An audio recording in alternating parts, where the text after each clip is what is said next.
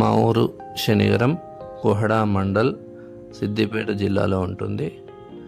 మా గ్రామంలో బతుకమ్మ పండుగను ఏ విధంగా జరుపుకుంటారో చిన్న వీడియో ద్వారా మీ ముందుకు తెచ్చే ప్రయత్నం చేస్తున్నాను. బతుకమ్మ పేరవడం నుండి బతుకమ్మ ఆడడం, చెరువులో వేయడం దాకా ఒక చాలా చిన్న వీడియో రూపంలో మీకు అందిస్తున్నాను. ఎలాంటి డీజే సౌండ్స్ లేకుండా బతుకమ్మ ఆడితే ఎలా ఉంటుందో ఈ వీడియోలో చూడండి. Thank you. ఇలా యువకులంతా పెద్ద గుట్టకు వెళ్ళి తంగడి పువ్వు కోసం వేట సాగిస్తారు. సాగించిన తర్వాత ఆ తంగడి పువ్వును సంచులో నింపుకొని ఇంటికి వచ్చి ఆ ఇంటి దగ్గర పోసుకోవడం జరుగుతుంది. ఇట్లా రకరకాల పూలన్నిటిని సిద్ధం చేసుకొని రాసులుగా పోసుకొని పక్కకు పెట్టుకొని ఇట్లా తాంబాలం తీసుకొని ముందుగా గుమ్మడి ఆకులతోటి దాన్ని నింపుతారు. దానికంటే ముందుగా కొంత పసుపు కుంకుమ వేసి అవసరమైతే కొంతమంది దారాలు కూడా కట్టుకుంటారు. దానివల్ల బతుకమ్మ అనేది పడిపోకుండా మంచి స్టిఫ్గా ఉంటుంది. ఈ విధంగా బంతి పూలుగా, గునుగు పూలు, పట్టుగుచ్చులు, టేకు పూలు,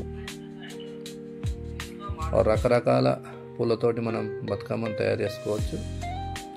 మేమైతే ముందుగా తాంబాలం నిండా ఈ గుమ్మడి ఆకులను నింపి అదేవిధంగా గుమ్మడి పూలను కూడా పక్కకు సిద్ధంగా పెట్టుకుంటాము.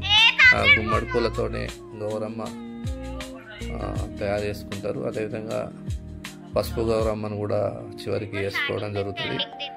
మరి తెలంగాణలో ముందుగా తంగడి పువ్వు యొక్క ప్రాముఖ్యత చాలా ఉంటుంది. సో మేము మొదటి వరుసగా తంగడి పూలను పెడుతున్నాము.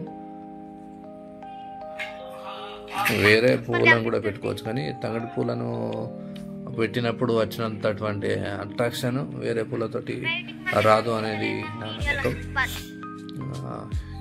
తెలంగాణలో ముఖ్యంగా మా ఊళ్ళో ఏంటంటే బతుకమ్మ అనేది ఎంత పెద్దగా వేరిస్తే వాళ్ళ యొక్క సంసారం అంతా పెద్దగా ఉంటుందనేటువంటి నమ్మకం ఉంటుంది. సో దానివల్ల పోటీ పడి మరీ పిలుస్తారు.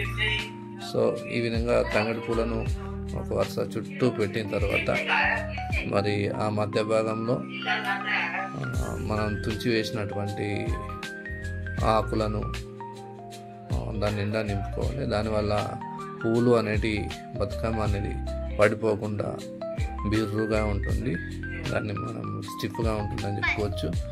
సో ఈ తంగడి పూలు మొత్తము ఒక వరుస వచ్చిన తర్వాత మిగతా రకాల పూలను కూడా మనం పేర్చుకోవచ్చు. ఇవి గునుక పూలు, బ్లూ కలర్ వేయడం జరిగింది వాటికి.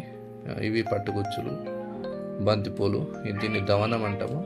ఈ వరుస మధ్యలో పెట్టినట్లయితే మంచి అట్రాక్షన్ వస్తుంది. ఇవి టేక్ పూలు, వీటికి కూడా కొంత కలర్ వేసుకోవడం జరిగింది.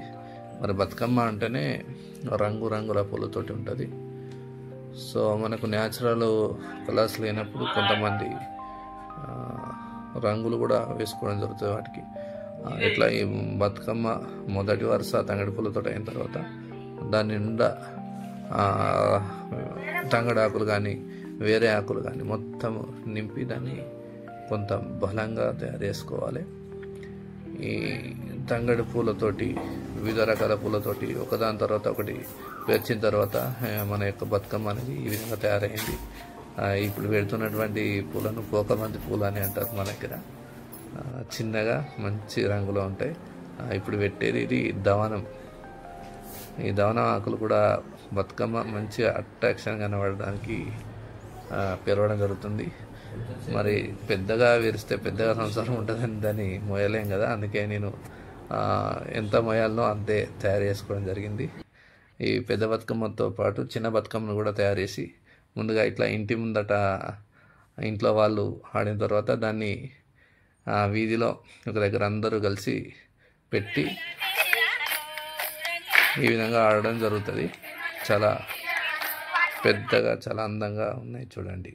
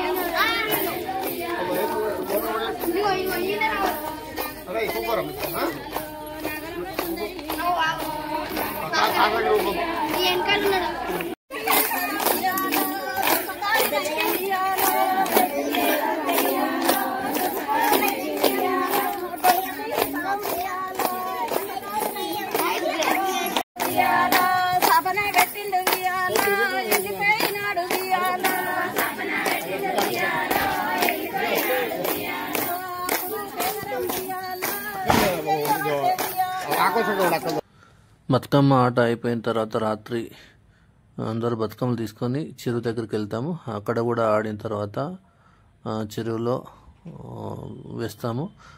ఇప్పుడు ప్రస్తుతం మత్తడి పడుతుంది. చూడడానికి చాలా బాగుంది. కలర్ఫుల్గా వాటర్ తోటి జలపాతం లాగా చాలా బాగుంది. ఈ విధంగా అందరూ బతుకమ్మలు వేసిన తర్వాత అక్కడ ఉన్నటువంటి నీళ్ళని తీసుకొని రావడం జరుగుతుంది. ఆ తర్వాత తమ దగ్గర ఉన్నటువంటి